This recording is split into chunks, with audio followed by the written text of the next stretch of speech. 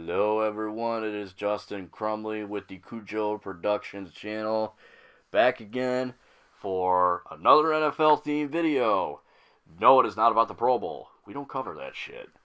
Anyway, with me is not Josh, the living legend Thompson.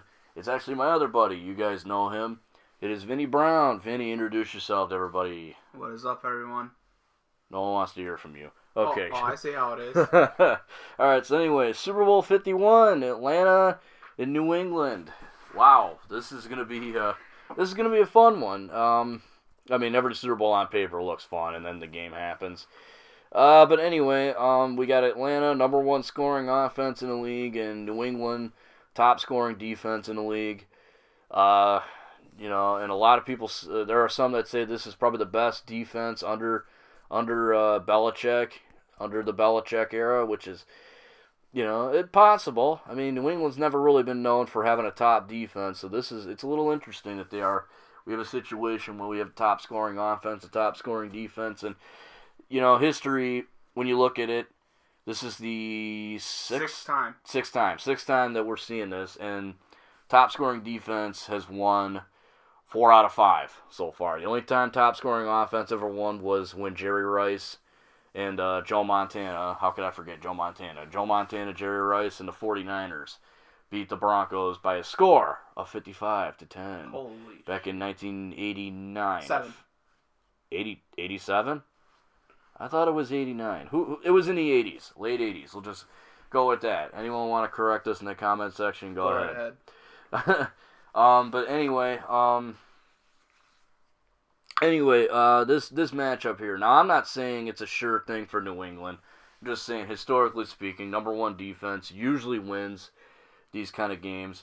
But Atlanta, a lot of people think Atlanta's just going to be too fast for them. And you look at Atlanta, you got Matt Ryan, who arguably I think is going to be the league MVP. I really do. I don't think anyone's going to top him. I think he has done so well this season. It's going to be a very... Tonight is the award show. Yeah, tonight's actually the award show. We're not going to really get too much into that. But anyway, I think Matt Ryan wins MVP. There's no doubt. Super Bowl MVP. Not Super Bowl MVP. I mean, he might. If Atlanta wins, there is a good chance that Matt Ryan will win Super Bowl MVP. But for sure, NFL MVP, league MVP, he's going to win the league MVP award. I don't think there's a doubt in my mind. Don't give it to Rodgers. It's possible, but I don't see it. Well, let's talk about Atlanta first. I mean, we already kind of started. Number one scoring offense. Their defense, not so good. Their defense in the regular season was absolutely horrendous. They were one of the worst defenses in the league. Just kind of weird because their head coach is Dan Quinn, who, inherited a Seattle defense who has been very tight over the past few years, but and was part of the Legion of Boom. Yeah, well, he inherited the Legion of Boom from Gus Bradley. So, and if you remember, I was even saying if Matt Patricia left New England. If he left New England, I would have loved to have seen Gus Bradley take his place, just because, the Legion of Boom. I would have liked to have seen that, and I think he's a good defensive coordinator. He's just not a good head coach. But now Gus Bradley's with San Diego. Yep. Defensive coordinator, I think. Yes. So, yeah, and they got a pretty underrated cornerback on that team. Yeah. I can't remember his name. I think it's I can't remember his fucking name to save my life. But Atlanta, they were kind of an all-offense team. They do have Vic Beasley, who led the league in sacks. They have, they got their guys. They got a few guys. I know Desmond Trufant. I don't think he's playing in this game. I think he's injured. I'm not sure. I heard something about it. But Atlanta's defense got better in the postseason. But before that, but the regular season, it just wasn't good. It just was not there. They were, and they were ranked 26 overall in total I think defense. so. I think that sounds right, but I'm not entirely sure. So, you look at Atlanta, they really are they do kind of live and die by Matt Ryan and Julio Jones, not to be underestimated. Julio Jones is arguably the best receiver in the game. It's going to be tough for New England to stop him, but I think they can do it because they did it to Antonio Brown. And something New England's known for is taking away your best weapon. That said, it's more than just Julio Jones. You have two good running backs in Devontae Freeman and Tevin Coleman.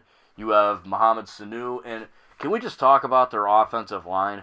Their offensive line is absolutely magnificent. Atlanta's got one of the best O-lines in the game. Not the best because Dallas is still around, but, Atlanta's got a good O-line. There's a reason. They were top 10 this year. I believe they were 6 overall in the league at offensive line. So I don't know the rankings, and I didn't check, but I know Atlanta's got a pretty solid O-line. Two good running backs. They have a lot of weapons. They can spread the ball around pretty well, and that's, I think, they're going to have to do. They're going to have to find a way. They're going to have to find a hole in the defense on New England's side, and they're going to have to expose it. Now let's talk about New England. What needs to be said? New England's being led by Tom Brady and Bill Belichick. Belichick being the coach, obviously looking for his seventh ring. Yeah, he's got 4 as a coach and 2 as a D coordinator, so he's looking for his 7th ring. Belichick, just absolutely fantastic. The man knows football. This is going to be Tom Brady's 7th Super Bowl appearance, which is 2 more than Montana. No. Elway. Elway had 5 appearances and held the record until Brady broke it with 6. I believe. Yeah, that's right. Yeah. That's right. Yeah, and now he's heading into 7, looking for ring number 5, man. If Tom Brady, if the New England Patriots can pull this off, it will be New England's 5th Super Bowl championship. They'd be tied with Dallas and 1 behind Pittsburgh for most in the NFL. They've already got the most appearances at 9 as a franchise, but I think Tom Brady is the best quarterback to ever play the game. I think if he wins this 5th ring, there's just how do you argue? If he guides New England under Belichick to win this 5th ring, I don't know how you can argue. 4-0 Super Bowl. See, you know what? That's not really an argument, and I'm not trying to cause any argument. It's just my own opinion. I think Brady's the best quarterback to ever play, and if he gets ring number 5, it'd be hard to deny it. But let's not talk about just Tom Brady, because this is a team effort. Look at the receivers that he has. We talked about how Atlanta has some good offensive weapons. Let's talk about New England's. You have Julian Edelman, who, according to Deion Sanders, is one of the most underrated wide receivers in the game. I've seen some people say he's overrated, actually. I don't know about that. I think he's a damn good receiver, and he's got a damn good quarterback to back it up. But Edelman to me is one of the tougher guys, because I've seen that guy take so many hits and still get back up. He's a tough little hombre. Not just him though. You have Chris Hogan. Chris Hogan, man, that guy, Chris Hogan, especially in the postseason, has just stepped up. Especially at Pittsburgh, I think he broke Deion Branch's record for most yards in an AFC Championship game. The guy is a beast. He's a beast. And then there's Danny Amendola, who, I'll be the first to say it, kind of overrated, but he's still a competent receiver. I still think he's a good receiver. Gronk is not playing.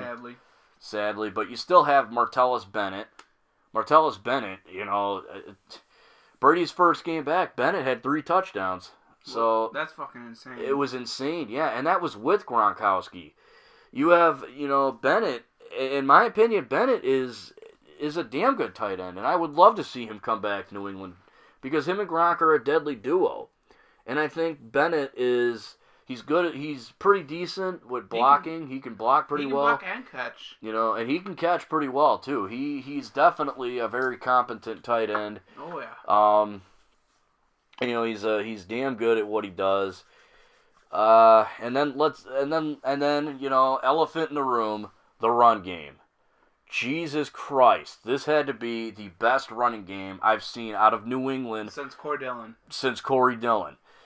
LeGarrette Blount led the league in rushing touchdowns. I think he had 17? 18? Yes. 18. I thought he had 17, but he broke the franchise record. He broke Curtis Martin's franchise record for most in New England Patriots history. Not to mention you have Deion Lewis, who's kind of like I was watching a guy yesterday, The Bottom Line View. You should definitely subscribe to that guy. He's really good. He's better at this than I am, but he's like our Shane Vereen. I would actually say James White is more like Kevin Falk, Shane Vereen. He's the guy that'll go out and catch a ball, but you hand it off to him. He'll get you about 6 to 8. He might. No, Deion Lewis is definitely like a Danny Woodhead kind of character. He's very shifty. He can go out and catch passes. So Deion Lewis is very dangerous. And actually, here's a fact for you: the New England Patriots are 16-0 when Deion Lewis plays. Tom Brady is also 4-0 against Atlanta in his career. So some more interesting numbers. But let's talk about the defense now. Before we talk about that, the O-line in New England much improved from 2 years ago. 2015 ranked 18th in the league. Ranked 18th. Again, I don't know.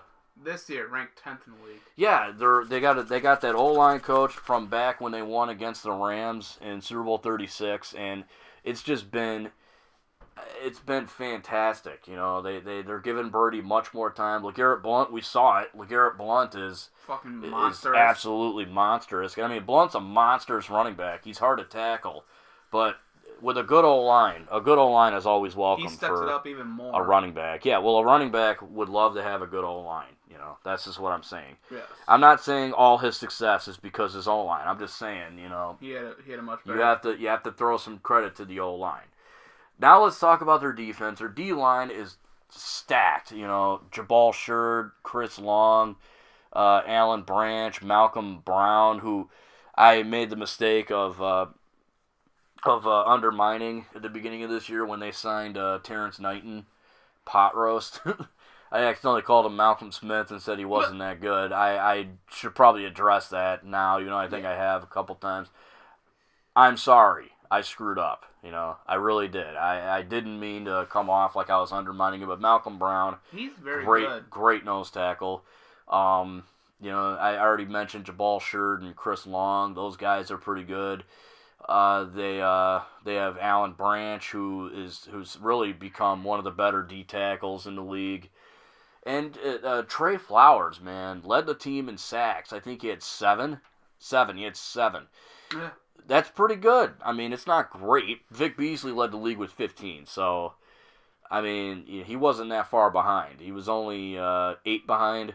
Okay, so maybe it's a little bit behind, but still, 7 sacks. And when in a time where 15 sacks led the league, 7 sacks is really not that bad. Harkening back to when Michael Strahan set the record with 22.5, I want to say. Something like that. I don't remember the record, so don't quote me on that. I'm going to be bold here and admit the record kind of slipped my mind at this moment. But when you look at the linebackers, you got Dante Hightower, you got Shea McClellan, Kyle Van Noy, who they picked up from Detroit, and who stepped up. Oh, another guy I forgot to mention on offense, Malcolm Mitchell and Michael Floyd, dude. If Michael Floyd wants to come back, I say bring him back. I think those are 2 guys that you need to keep around because, I mean, who knows? Do you get rid of Amendola for Michael Floyd? Well, I think Amendola's contract, let's see. The year Wes Welker left, what was it, 2012, going into 2012, 2013? Because yeah. he went to the Broncos. Yeah, because he went to Broncos and helped them, set the record for most points scored in a season. Yeah, and then they signed Amendola to a 5-year deal? Yes. So, okay, it's 2017. So he still has, I think... This is last year. He's not a pending free agent this year. Oh, okay. I think it's next year. I'm not sure, but I don't think I'd get rid of him. I think I would just retain Michael Floyd. But we're talking defense. I just wanted to point out that we forgot 2 who's really underrated on our pieces. Defense? Malcolm Butler. Malcolm Butler, yes. 4 interceptions on the year. That's pretty damn good. See, I was mistaken about Butler. I thought he was a cornerback like Josh Norman, like a hard-hitting cornerback, and he can hit hard. I've seen him do it. He's a hard hitter, but he could pick a ball off too. So, led the team with 4. He led the team. He had 4 picks. That's not bad. That's pretty good for a cornerback. They also have Logan Ryan, who gets a lot of shit, but I think he's a pretty competent corner. He had a pick. this year, so yeah, you have Eric Rowe, who's a young rising star. Thank you, Philly. I got him from Philadelphia. Granted, he's not great.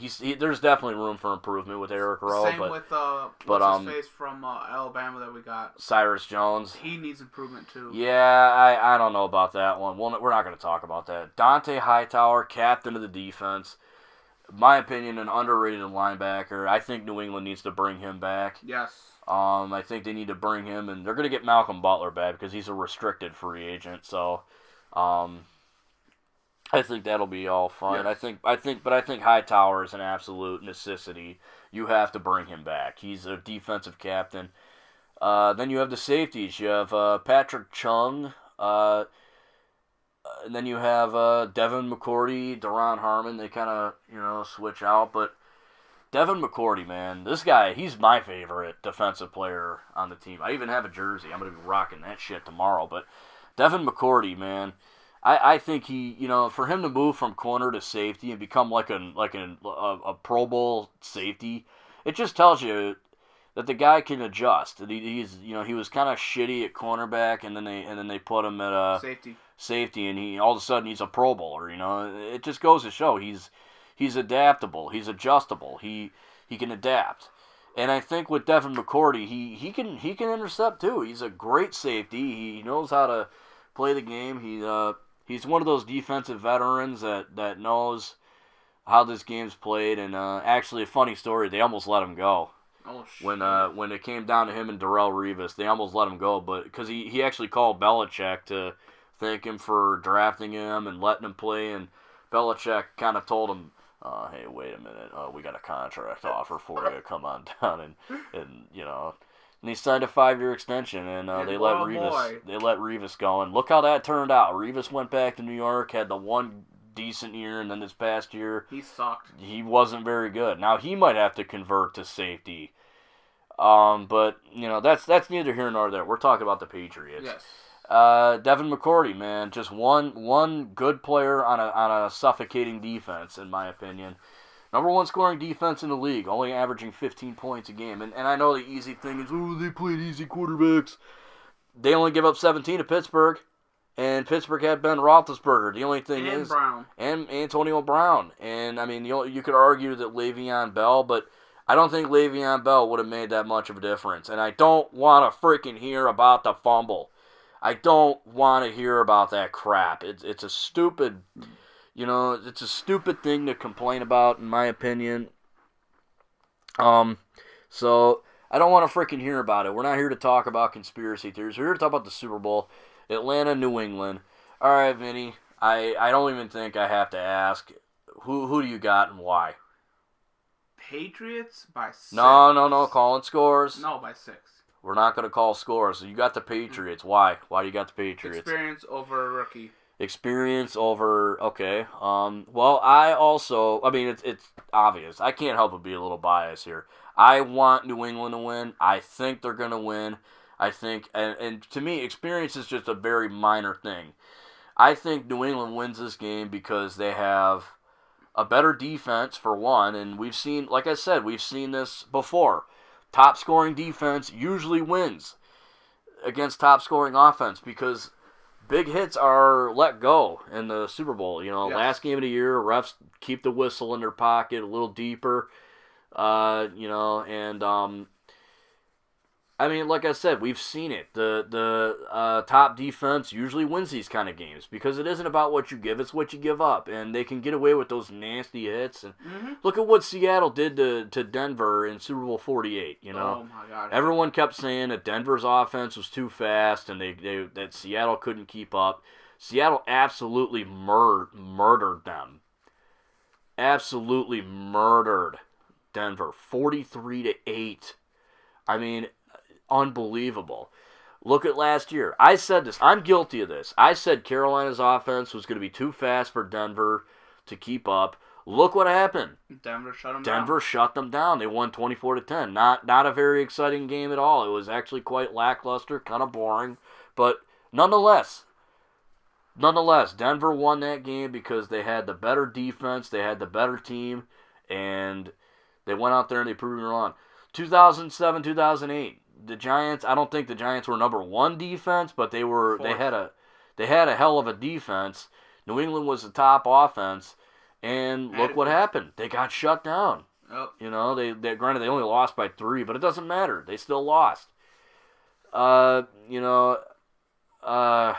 think I remember watching some on NFL Network saying that Green Bay was number one defense, Kansas City was number one offense. This is the very first Super Bowl ever, Super Bowl 1. Green Bay won 35-10. So 35-10? Yes. Yeah, 35-10 because next year they beat Oakland 33-14, I think. But yeah, 35-10. They smashed Kansas City in that first Super Bowl. So, and I mean, this is two different things. That's a different time. That was 1967. This is 2017. So, yeah, you're looking at almost like what, 50-year difference, if my math is correct, and it never is. So, 40. 40? Yes. 60.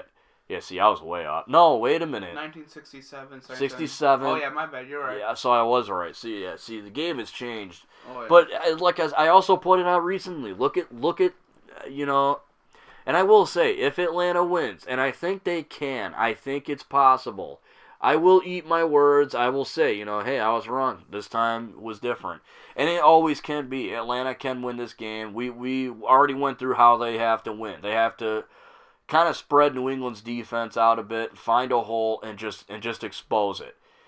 It's going to be tough. Kyle Shanahan and Matt Patricia are both great coordinators for their respective teams. Kyle Shanahan possibly, actually I think he is going to be the next coach of the 49ers. So that's going to be fun to see that. And then you got Matt Patricia not going anywhere, staying in New England. Probably going to be their next coach when Belichick retires. Who knows? I'd be okay with that, but yeah. Go ahead. I am Bill Belichick, and I'm practicing right now with Patriots, I remind the Patriots, Giants. Yeah. Don't let them go. Don't let your team go in with the mentality that you can't lose. That's what happened to Denver. That's what happened to them in 2007. It's obvious because of the way they played, and it's just you can't let that happen. And Denver did not come in with that mentality last year. They knew they had to go in and show up and win. They knew they had to beat Carolina, and they did. They beat Carolina pretty soundly. And Carolina didn't have a slouch defense themselves either. But like I said that I thought Carolina's offense was just too fast for Denver.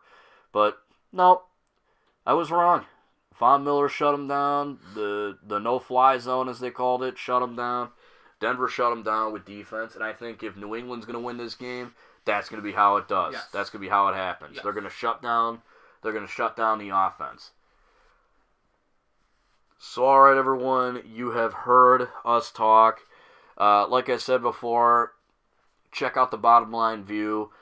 It's a YouTube channel I stumbled across, and I think he knows his stuff. He's a very good YouTuber. I'm just giving him a random shout out because I noticed his view count's a little more than mine, a lot more than mine. But I think he needs more views. So go give him some more views. And he doesn't even know I just did that, but I don't care. Anyhow, for Vinny, thank you for watching, guys. I really appreciate it. Let us know in the comment section below. What do you think is going to happen between now and tomorrow? Do you think New England's going to win? Do you think Atlanta's going to win? What do you think? Whatever your thoughts are, throw it in the comment section below. I'm really curious to see what you guys think. We will be back after the game to kind of talk about it. When we're not drunk. We might be drunk, who knows. Anyway, guys, thank you for watching. For Vinny Brown, I'm Dustin Crumley. Have a great day. If you're not having a great day, I hope it gets better. Until next time, this is Cujo Productions, signing out.